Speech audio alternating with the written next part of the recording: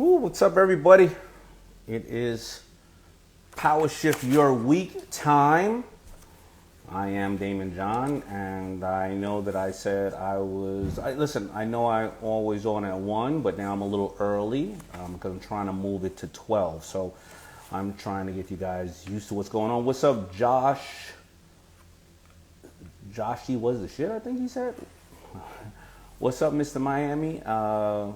D, how you doing, everybody?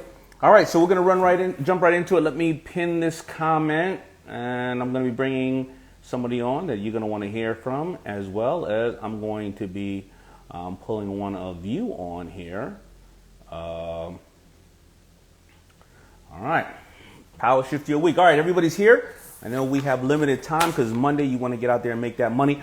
By the way, you may hear some noise behind me. I'm doing construction at my house, but it's either the choice of me being down by the gazebo with the damn ducks and bad internet, or me being here with a little bit of construction in the back. Don't worry, I'll have it all figured out by the time quarantine is over. All right. So, Power Shift Your Week, you know already what it is about. It's about me giving you some tips and or lessons I've learned or things that I'm thinking about to hopefully help your week be better and you be more proficient, start you off on a good note, as well as empower you, educate you, and hopefully you will also educate me as well, because so many of you have a vast amount of knowledge in various areas that I have no knowledge in.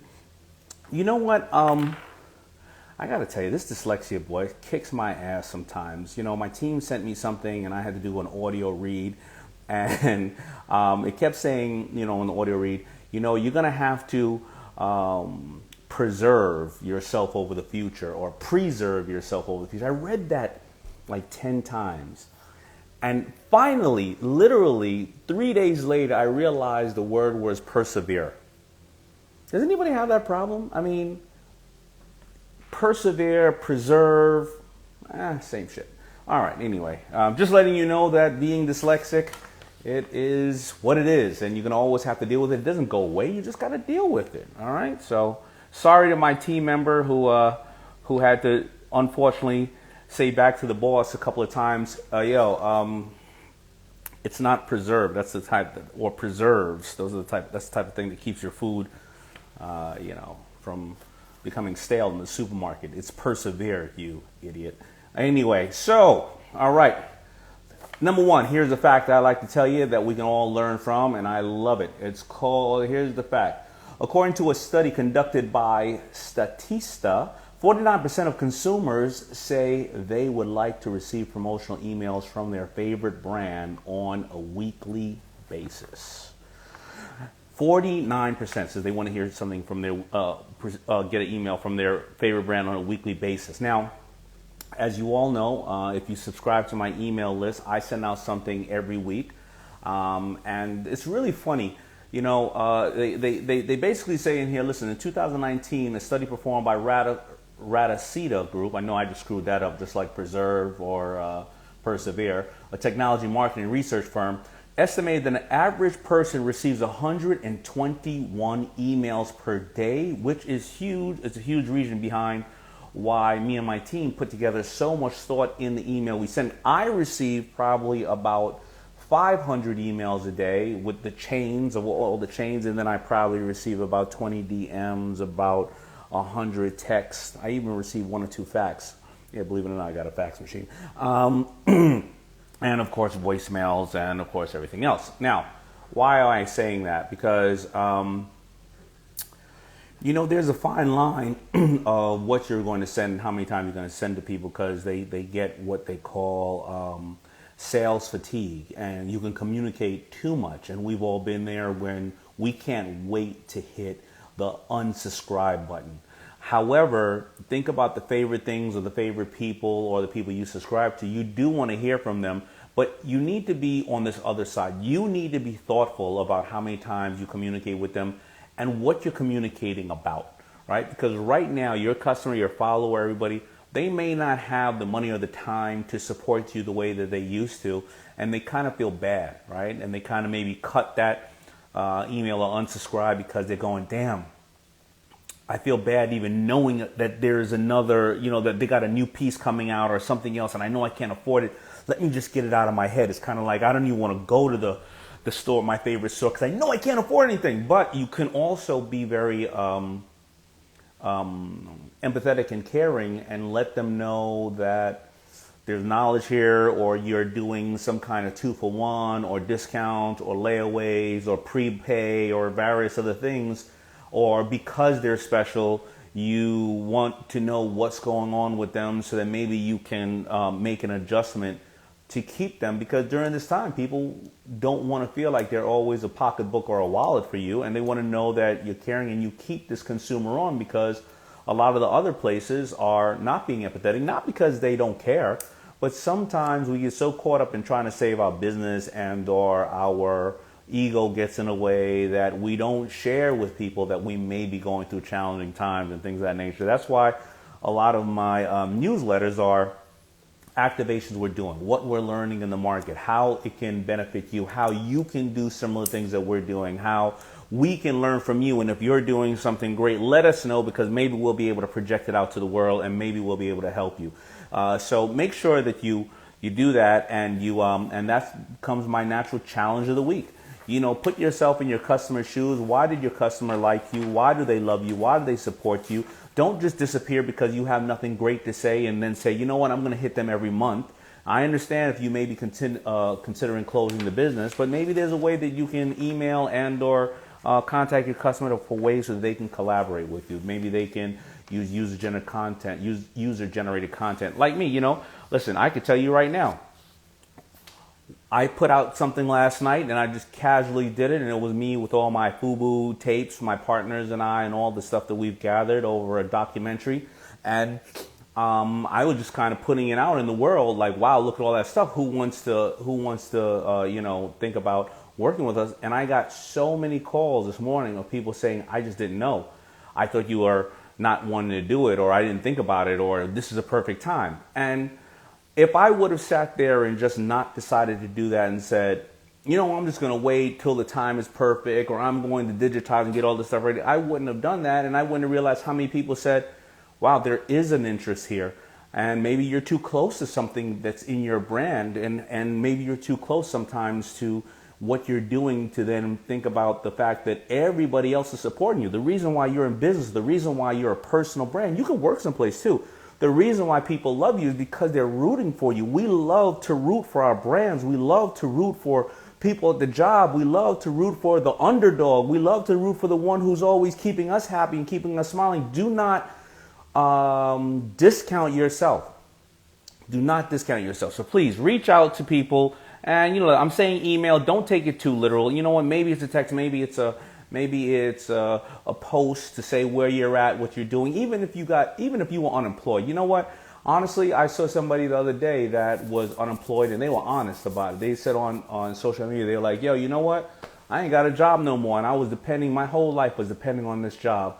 And I was so happy when I got it, and I don't have it anymore. God is good, and I'm going to be okay regardless, but I didn't realize how much I wanted freedom, or I wanted the ability to challenge myself. And I called that person up because I happen to know that person. I happen to know they're a problem solver, and I called that person up and said, what's up? What are you doing? You know what? Let's figure out a way that we can do something together. Now, we haven't figured it out yet, but if I didn't know that person was unemployed now due to the recent challenges in the world, I would have never known that person was available. I would have never been thinking, because I know that person already, how much I would love to work with that person. I never was able to work with that person because they have a corporate job. And now I want to figure out ways to work with them. And even if we don't figure out ways right now to work together, then we're going to figure out ways to work in the future. That's how it goes, right? So please make sure you use that emails, that database, that Instagram to tell people. And you know what? Don't let your ego get in the way. If you're concerned about the 1 or 2 or 20 or 30 people that are going to laugh at you or say, thank you, I'm glad you're out of work, I'm glad whatever, you don't need those people in your world anyway. You know what? Let them show their ass. Let them show you who they really are, right? Let them. All you got to do is take inventory of all these people. I'm taking inventory of so many people right now, the good, the bad, and we're definitely seeing a lot of ugly. Put it out there. Trust me. And this is the best part about putting stuff out there about you right now. And I'm not saying you got to tell the whole world your dirty laundry and all that other stuff. Here's the best stuff about putting it out there right now. Everybody's screwed up. Everybody's concerned. Everybody's scared. Everybody's happy. Everybody's confused. Everybody's angry. Everybody. So this is not you putting out something in a time when everybody's doing great and now everybody like, ha ha, look at you. Right? That's not the time, because no matter who else sees you sick or unemployed or struggling or stressed or whatever the case is, either them or the person next to them, their family, somebody else is in the same situation. So they have no right to laugh at you, or they have no right to think like that and put you down. And if they do, then you know where they stand. All right? So I say all that to say, and I know I got a little off course, but that's the way my mind works. We're trying to have common sense about communicating with people. Please put it out there. Stop trying to hide around things. Be very honest with yourself. And you know what? Also, don't front and don't put out that you're doing so great when you're not. Because if you're doing so great when you're not, then you may not get the help. You may not get the people who, and I'm not talking about help like pity. You may not get the people who say, damn, I want to collaborate with you. Why? Because you're doing so good. I remember when right around 2000, after Napster came out, whatever it was, and the music industry got desolated. I mean, crazy, it was gone. There was no social media. But I noticed one thing. I noticed that all the music execs and all the guys and girls that I knew that were dealing with the artists and everything, I noticed that they were all out in the clubs and every place else. And they were all wearing suits. And I remember talking to somebody and saying, why you guys were wearing suits? You guys used to all walk around in hip-hop clothes or looking like tech stars and stuff like that. And they were like, because we all trying to look good because we unemployed. And we all trying to act like something's cracking off over here and we are broke. And the music industry has went to crap and I ain't got no money. That's why I'm running around here in this suit acting like I'm doing something. I was like, well, why didn't you tell me you was unemployed? And he was like, I just ain't want to tell you. And then, boom, I had a job for the person. But I would have never known because they were fronting in a suit all the goddamn time. Now, if you wear suits, that's up to you. But what I'm saying is you get the damn point. I can't help you. Nobody can help you. Nobody can recommend you to somebody else if they don't know what you're going through, right? But also, let's keep it in perspective. What you're going through, don't make it other people's problems. You can shout out what you're going through. Hey, you know what? I had a rough bump in life, but you know what? I'm going to figure it out. That's different than, yo, you know what? I'm screwed up. And none of my friends is helping me. Y'all ain't shit. That's whole two different ways of saying the same exact thing. So don't get it twisted when I say to you, make sure that you put it out there in the right way. All right. So I know I went a little off course, but the challenge of the week is whether it's yourself personally or it's your brand, make sure you communicate with people, whether it's online, whether it's social media. Listen, whether it's out at a gathering which you're all 6 feet apart wearing your mask, be like, yo, you know what? I'm screwed up. I ain't got something right now, but you know what? I got value for you. Whatever it is, make sure you do it. And, that's about that with that. All right. So let me see here. What is my next one? All right. So I am going to now do an interview with somebody, and you're going to love and learn from this person. Of course, this person is a small business hero, and it's Chaya Tacos. And I know I screwed that one up too. Her name is Bettina, and so check this out. Female-led and female-run business in Georgetown, DC, selling her vegetarian tacos and sides, which are the most sustainable, which are more sustainable than meat options. Closed in-person dining before they were ordered to and adopt pickup delivery. So she closed it prior to that and take out options. Limited service hours, menu to minimize employee exposure and reduce labor costs. Operated with a 2-person team that consists of 1 owner and 1 kitchen employee in each store, collaborating with local charities and organizations to provide meals and frontline healthcare workers. Thank you for that. And they use their social media to promote anti-racism and encourage followers to fight injustice. We're going to have a good conversation here. Here's what you're going to be able to learn from this person immediately. You're going to learn how to maximize your time and your hours. You're going to learn how, without even speaking to her yet, You're going to learn how, I'm sure, to project what's going on in the future and get ready at the same time to deal with future outcomes or challenges. And more importantly, how do you matter at the same time while you're trying to survive? How do you deal with frontline workers and be able to also talk about racial injustice at the same exact time? All right, let's check her out. All right. Chaya tacos.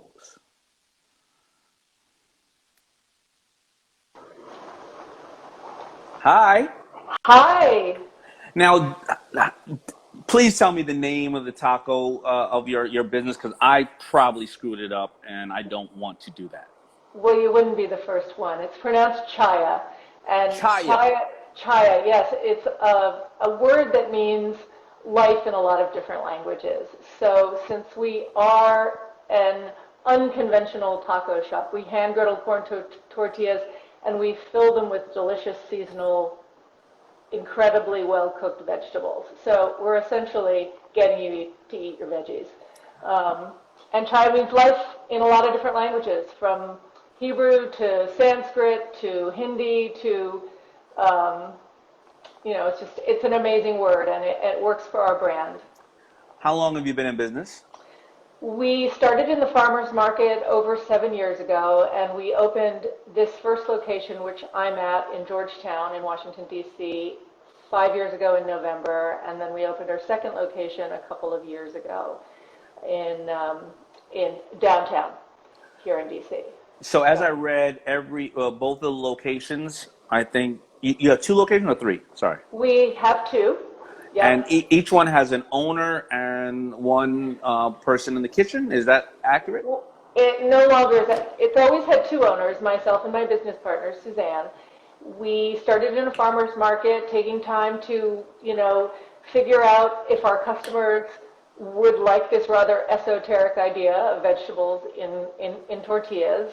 And within about 6 weeks' time, we'd already been written up in the Washington Post. And before that first farmers market season was over, we'd been written up as a serious change maker in the city. So we realized quite early on that people were looking to find a way to eat a more plant-forward diet. So I often say we're vegetarian for carnivores, because it's really not about being a vegetarian, it's about eating delicious food. In fact, I'm not even a vegetarian. So I am an omnivore who eats a plant-forward diet. So when you're talking about vegetables, are we talking about vegetables that monk fruits and various other things that you may think are meat, or no? No. We are making chipotle sweet potato tacos, creamy kale and potato tacos, skillet sweet corn tacos in the summer. My favorite taco, which is a roasted eggplant taco, which we have on the menu now. I wait all year for it. No, they are seasonal vegetables from our region. So we're really sourcing from our local farms and, playing back into the system that is our community. So we're really trying to do right by the people that source for us, who are local, and feeding our community good, healthy food. How are you sustaining, because I got into it a little bit, how are you sustaining to stay in business during this challenging time? And it looked like you first of all care about the safety of yourself and your employees, and as well as the customer. So you had changed hours. So just tell me, how did you look at that and come up with the approach, and is it working for you? It's working really well. So first of all, we are an elevated fast casual model. So we were already designed as a model that's going out the door. Although, because we're two women and we wanted to design our spaces to feel welcoming and invite you to remain within them, the model was based on takeout. So we were very easily able to pivot. And I had been really watching the pandemic from afar since the beginning of the year, so was quite aware and tense about it, and trying to figure out how we were going to deal with this big risk, both personally and in my business. And so mid-March rolled around and the pandemic was knocking at our door, and we closed the doors on a Sunday and said no more customers coming in to the shop. And we basically set up a bit of a barricade with tables, and brought our POS system, our tablet, to take orders. And we just pivoted. And in that first few weeks, it really was just myself shepherding one store with an employee or two, and Suzanne at our other location doing the same thing with a couple of employees. And we went from 30 employees to initially down to 4, not including ourselves. 1 or 2 full-time. Over what period of time? Over 7 years? Over 7 years? No, over 30 a day. employees? No, we're talking about a day in the pandemic, from March 12th Wow. to March 13th. We just said, no more people in the store. We're not closing. We're going to remain essential and relevant. We're going to keep our muscles toned and our engines greased. And there's no reason we have to walk away from this. We already do a really healthy product. We know how to give it to people. We know how to be safe.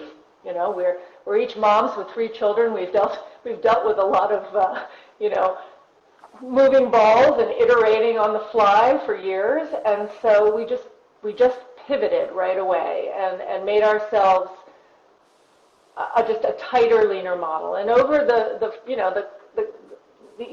ensuing 2 months, when everything was so stressful for small business, especially in the restaurant and hospitality business, which is, as we know, one of the hardest hit industries out there, and is going to probably take some of the longest to get back. I mean, I think this is an ultra marathon for us.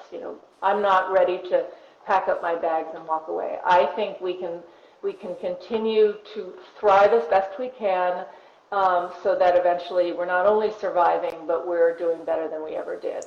So let's say we had to apply for all our PPP loans, and we went out and we restructured our debt. We had some debt from the second store, and bringing that one up into a neighborhood that was tougher than we thought. And we did a lot in the 2 months. It was very, very exhausting. Was the debt with the banks or with private lenders? Oh, with credit cards. I mean, we'd sort of... Credit cards. Yeah, it was like credit card debt that needed to be rejiggered, and we did. And it's all, I have to say, there's been just a lot of positivity in how we've... But I got to ask you that question. Credit card debt... I got to ask you this question. Credit card debt is the worst to have, of course, because they have, they have very high interest rates. Now, for everybody listening right now who has those challenges, when you called up your credit card, whoever it was, were they open to working with you, or in this time, or were they kind of like, how did you figure it out? Yes. So it was American Express and Capital One, and I called them in that very first week and said, what can you do for us? And they essentially said, don't worry about anything for the next 3 months. They just forgave anything, don't worry about it. You're going to have no interest fees. Just get through. And essentially that's what we had. We were very, very lucky because we were transparent with, not only those folks, but our landlords, our investors. We have investors. We've had 2 seed rounds of investment with our company. We've lost a lot of ground, obviously, in the pandemic. This is a model that was built for replication, and so that's on hold, and that's really hard. And I think that approaching the unknown of what the next couple of years is going to be, we don't have an answer. None of us have an answer. So we just really laid that out with all the people where money mattered, and they've been fantastic. I mean, I would say that. Yeah, go ahead. Let me ask you something else, though. You said that this was made for replication, but replication, did you want to do it yourself and open up all these, or did you want to potentially franchise? Not franchise, more private, like a private corporation model, like our colleagues at Sweet Green or And Pizza, other local brands that have gone national here out of DC that have done a really nice job of keeping the focus on what their mission was, but bringing in folks who also believed in that and wanted to grow it that way. So the founders are still involved, but there's more money behind it to grow it faster. Why wouldn't you consider franchising at this moment? I'm just curious. So the product that we make is scratch cooked. So operationally, it's already a little tougher. And I think some of the positives of the last month is us being able to work on honing those operational skills here. But we're really picky about how things end up out of here. It's definitely elevated. Everything from hand cooking corn tortillas. I mean, that's making dough and rolling little bolitos and hand griddling them on a hot comal, which is a flat top griddle, to the way we, just prepare the food. And vegetables are a harvest. They're not predictable. You may have a year when stuff is not working as well. And I think that there's just a little bit more control if there's a company behind it that is sticking with the mission. When you have a franchise model, it's just different. It's Mm-hmm. model. I don't know. I don't know about Let's that. hear what. So why do you say that? What's your thought on Because that? you're gonna find people that are just as passionate about you, and if you will you have some bad eggs? Yeah, sure. Yeah. Will In-N-Out Burger not be able to expand out of a certain amount of states because their quality control is very, very specific, and they refuse to have refrigerators in there, so they will be only in a certain amount of states, such as becoming places where you can only go and get the harvest. Yeah, you can put in all those criteria of things. And when a franchise gets to you, if you happen to purchase a certain franchise, you have to go through extreme schooling. You may have to come and work in your place for 2 months, 5 months, 6 months. Some franchise even send you everything in a box where there is literally $221.17 in the register because they know how much your purchases are going to be. Whatever the case is, you can control a lot of that. But the reason why I'm saying that is because right now, to go ahead and expand business and use up more capital when you are capital restricted, it's challenging, obviously, but you can easily be on a franchise show, and I'm sure they're going to probably do it virtual, where you may find people that do believe in your mission and everything else, and you can potentially find other people. I mean, the reason why you have customers or people that work for you or your partner or your investors, that they're just as passionate about it. I would just take the meetings and think about it a little bit, and then you can always say no. But unlike, yeah. Go ahead. Yeah. No, I was going to say we've actually been approached a lot by different kinds of folks, from franchisors to VC to private equity. We're at a time right now where there are people who are super passionate about restaurants and stuff like that, and they used to have 10,000 square feet or 8,000 square feet. We're at a time right now where people are used to have a job, and they're like, I want to go in business by myself, but I don't want to be the business owner. I want to have it laid out for me because I have a passion. Where there's a lot of available space, So anyway, that is just me. I'm just saying, just go out and, like you said, you've been approached. So I would take some meetings, and you know what? What's your worst scenario? You say no. Right. Yeah, no, I think it's great. I mean, I think that this is that time when you can be open to all those opportunities. And of course, I think that there is absolute quality control that can happen with the franchise model. So maybe we'll be taking those again. We have been approached during this period from some folks, so we'll see. And that's great, and that speaks volumes about you, yourself, and your business and your product. So how were you during this whole time, right? You are trying to keep the business afloat. You are talking about renegotiating credit cards. You raised 3 children. You got partners and COVID, and I'm sure you're worried about your health.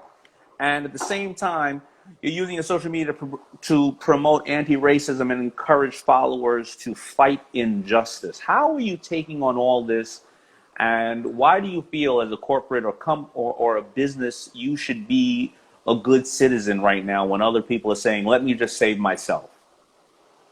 Because we've just never been built around that. I mean, we've always been built around others and community. And, DC's a really awesome place to live. It's not only a very diverse city, it's a welcoming city. People are, especially in the restaurant business. I'm actually originally from New York, which is a much harder place to decide you're going to go into business. It's much more cutthroat. DC doesn't feel that way. My colleagues in the restaurant business are warm and kind and generous, and I think we want to help out our fellow friends. We collaborate, we talk to each other, we give each other advice, we root each other on.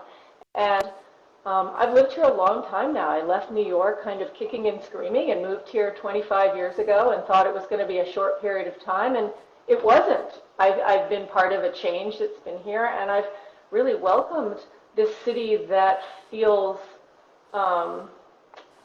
It's just a big, wide open place in terms of people and community, and I feel like that the business was able to pick that up. And I believe in all these things, and I want to message them because these are our customers, these are us, these are our friends, these are our family, and these are our workers. And so, I want to change the world one taco at a time, and messaging other things is just part of it. I think that's a transparency of who we are as a company and as people. I totally agree with you. DC was badly hit over the last 25 years with drugs and various other things. And what I do notice about the business owners, I mean, Chef Jose Andreas is one of my good friends, and I know that they're probably already down in Louisiana right now trying to help and facilitate those who are hurt by the recent weather activities down there. And what I notice is, with all the restaurants he has, he's always at an earthquake or at someplace else trying to help others on the front line and help those who are in need I never hear him talk about himself. And that's really, I'm not saying that other communities aren't like that, but DC is a special place for it. And I think that because you have been through a lot of challenges over the last 15, 20 years, that it really is, it really is impressive what you guys are doing out there. So, do you have any questions for me? Because I think you've been more than inspirational to everybody right now, because they're looking at another small business owner, female-operated business, trying to fight injustice at the same time as they can learn about calling. Everybody better call up their credit card company right now after this if they haven't done so already. But do you have any questions for me? I think one of the questions I have is how do you approach the unknown? As I mentioned at the beginning of this is an ultra marathon. We don't know where we're going, and it's one foot in front of the other while trying to take care of the day-to-day and think forward down the road of where we're going to be. Do you have a piece of advice for us of how you approach that? Ooh, really, really tough question. Did I stump you? Oh, no, you didn't stump me. I think that what you did was you just,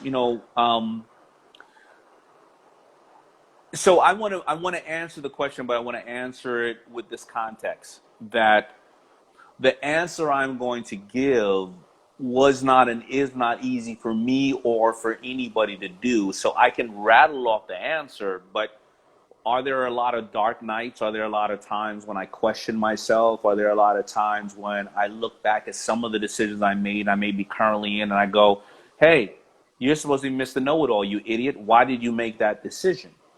But at the end of the day, I have to look back and let me look at my circumstances right now. I go, I'm 51 years old. I wanted to slow down business by the time of 60, 65, even though I still will be around, always working till whatever. So I've done and I've come this far. Let me write down how I want the next 10 years to be. And you know what? I can sit there and think about the fact that I've closed my New York office. I've 30 or 40% of the businesses I have had to close or they're shuttering. But I can also look at, I wouldn't have spent this time with my new baby, this much time. I wouldn't be able to now really work with my company virtual and see who's in my company stepping up, who 80% of them are. And I wouldn't be able to restructure my life and enjoy my life the way I'm doing it now. Now, that is because I happen to have the resources. Now, a lot of people right now are saying, okay, Damon, well, you have the resources to do that. Good for you. What about me, who I can't feed my family? In that circumstance, I sit there and ask myself, what is my why?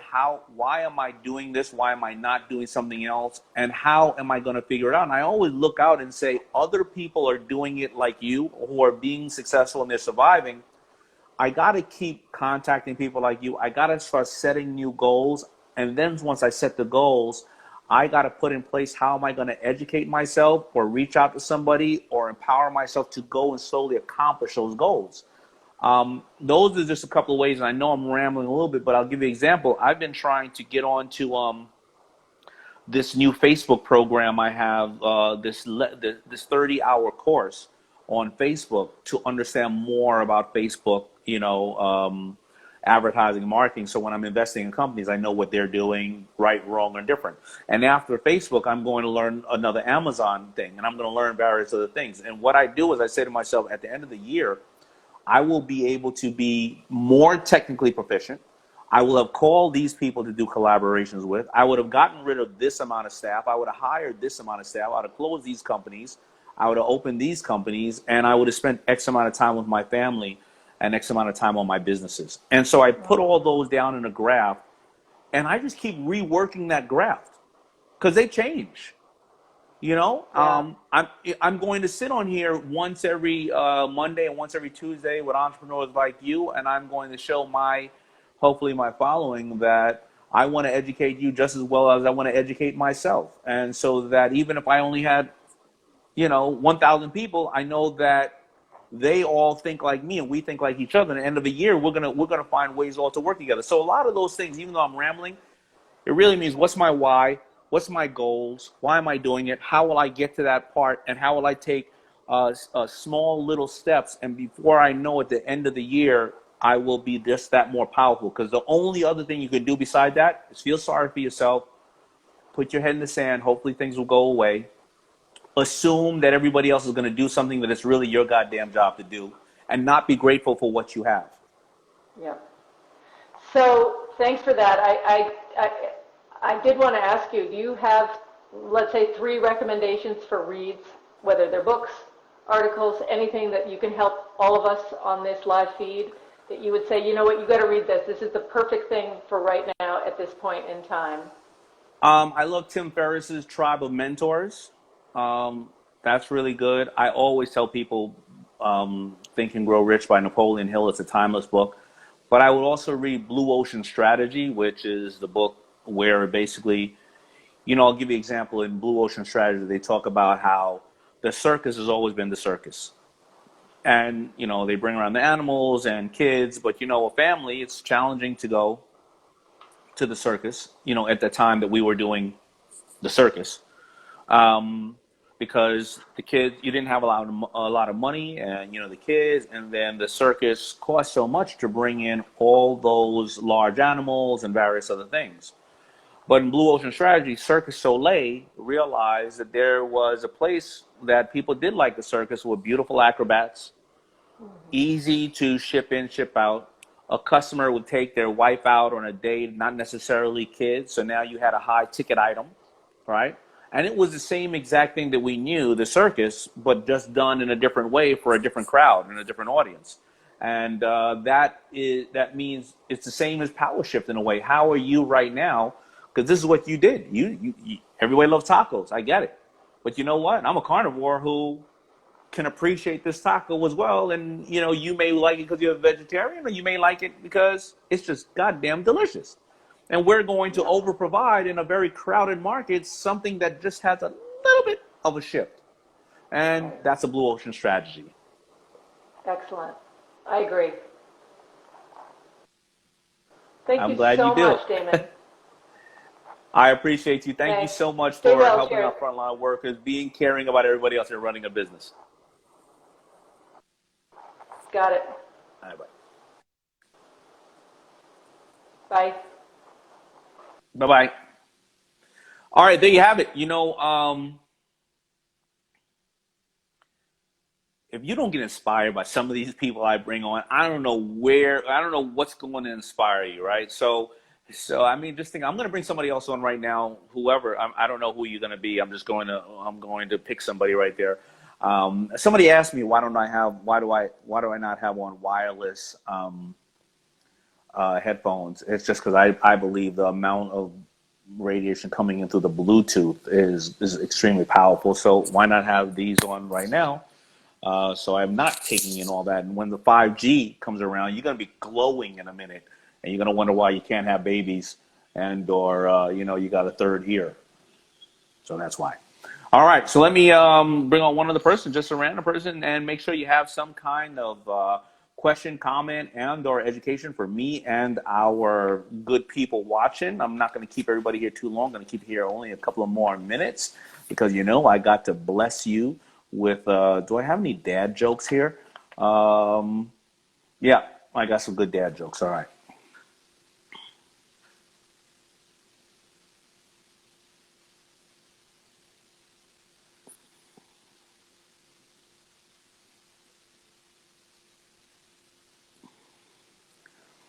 Let's see if we got somebody. Hank Zappa.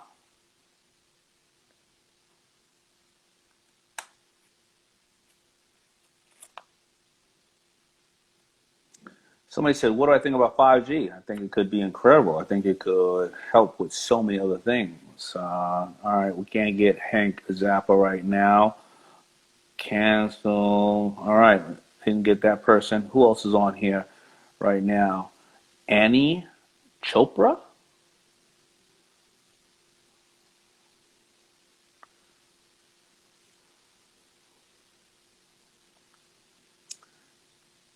Oh, I hit somebody else instead of Annie Chopra. But let's see. All right, we're waiting for somebody. Come on, come on. Oh, man, nobody wants to talk to me.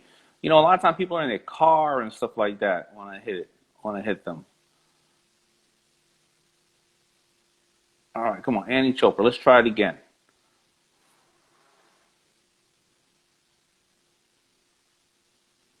Somebody said they have a question. If I don't get Annie Chopra, I will try to get you. There you go. Hello, can you see me? I can see you. You're a little blurry. How you doing, I'm good, thank you. I'm so sorry, like my Annie? lights were on. Huh? A second. Can you hear me? I can hear you. Okay, so I'm really sorry if my video is not working. I don't know what that reason is, but I actually do have a question for you. Also, this is the second time you've had me on here, so I feel very, very blessed, honestly. Right now, I'm so Very blessed, cool. and I feel like I totally attract this because just like 15 minutes back, I was like, I'm gonna speak to Daymond today. I just know it, and it happened. So that's really very amazing. good. Very so good. my question for you right now is, so I've been struggling with a lot of anxiety lately, and I feel like that's something a lot of people will be able to relate to. I feel like a lot of people are going through a lot of heavy anxiety, you know, during these times, whether it's because we have to go out soon or whether it's because we've been stuck at home for so long. Now, I've recently gotten on around, you know, a few interns, and that to me has been the most spectacular and amazing, you know, thing that I've ever done. But I'm struggling with how should I be a better leader for them if I can't 100% role model for them every single day. Now, when you're feeling low and when you're feeling anxious, you're not the best role model. And I know that for a fact. So what are your tactics on staying and being such a good leader? You know, you inspire people every single day, thousands of them. So how do you do that consistently? Very good question, Annie. And what I'm going to do is because your video is blurred, I'm just going to take.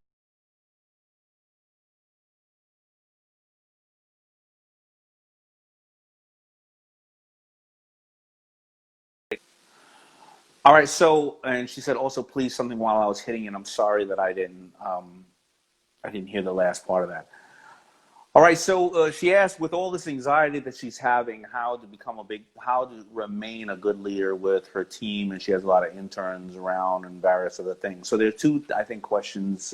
There's two questions that I can answer that, and there is no right or wrong answer. So last night I was having a lot of anxiety, and I think it was my normal anxiety because Monday's coming up, and it's a new week ahead where we all don't know what's going on in the week. And maybe I was a little fatigued because I was, I had a couple of drinks the night before, and I said to myself, I always say when I have anxiety or I'm angry, or even when I'm happy, I remember going to directing class, and I remember they were showing somebody walking through something, and the person put the light someplace wrong, and somebody said, the light's the wrong place. And I said, what do you mean? And they said, well, when you're directing, you need a key light and a filter light, and what they call it is motivation for the light. What is the motivation of where this light is hitting this person?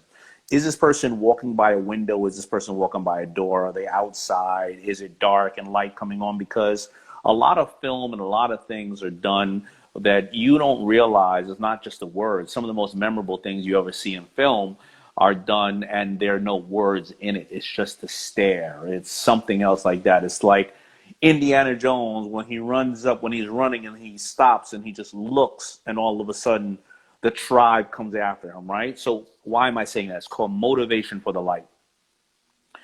And when I am anxious and anxiety, I say, what is the motivation? What is pushing me towards this point? sometimes, let's say if I was sick or sometimes I'm fatigued, I try not to make decisions at that moment, because my decisions could be the wrong decision because I'm overwhelmed and I sit there and whether I take a nap or I go to bed or I relax.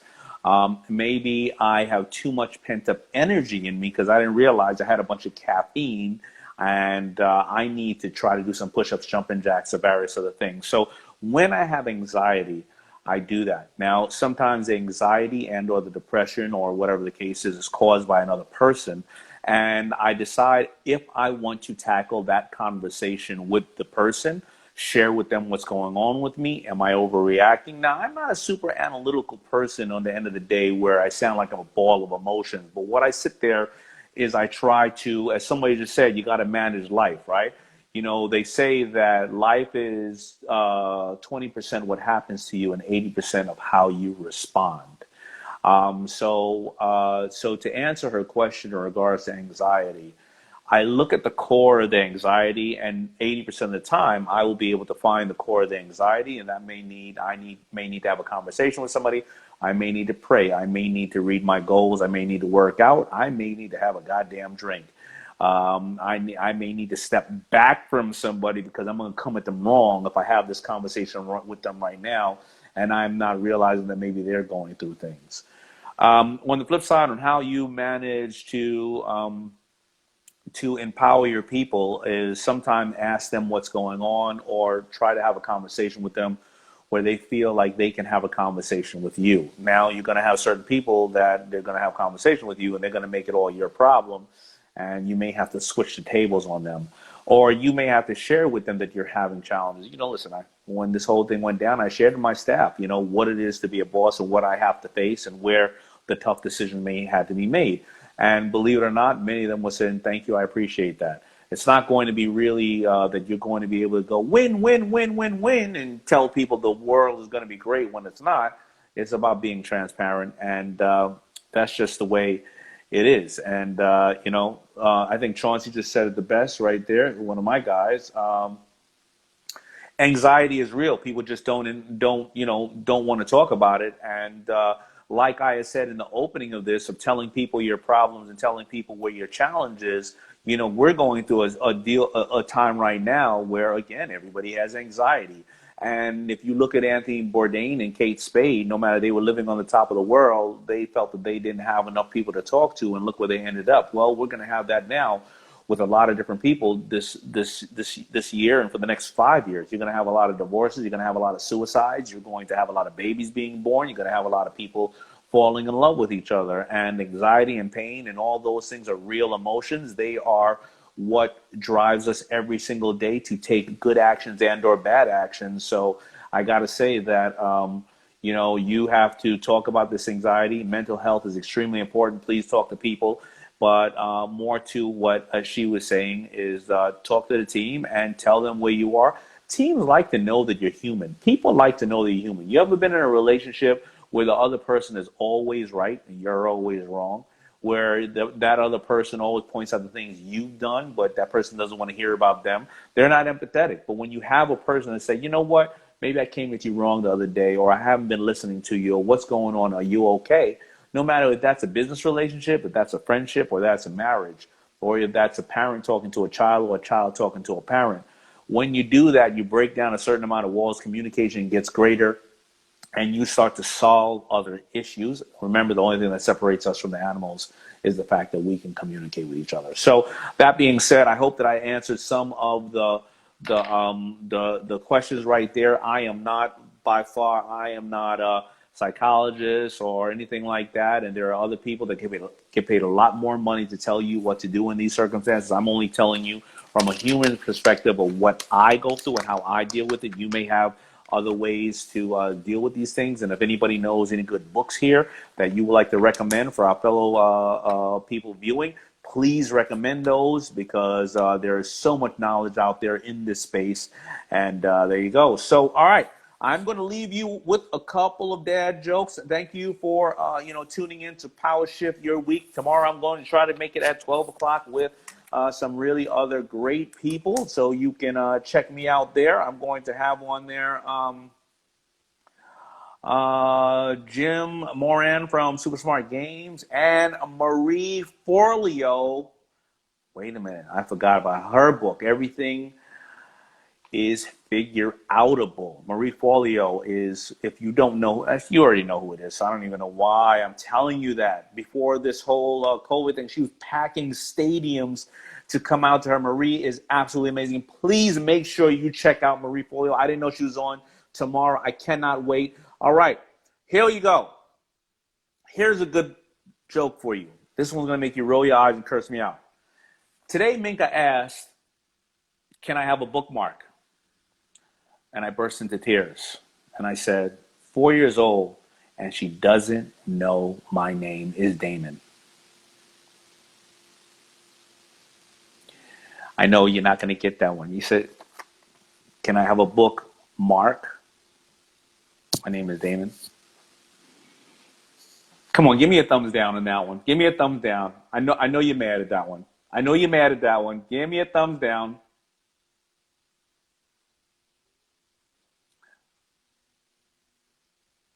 All right, I got one more for you. Why are elevator jokes so good? They just work on so many levels. Come on. I know you're going to use these later on. Don't bullshit me. You're going to use them. Maybe I just killed the whole reason I try to motivate your week with those jokes, but I like them. All right, this one, I'll tell you this one. You know who told me this one? Lori told me this one. What's the difference between an oral thermometer and an rectal thermometer? Somebody say what? What's the difference between an oral thermometer and a rectal thermometer? Lori told me this one, so blame it on her. The difference between an oral thermometer and a rectal thermometer are the taste.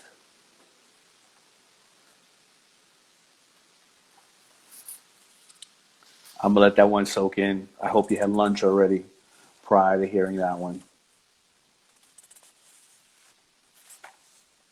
But where everybody's taking their temperature these days, be careful.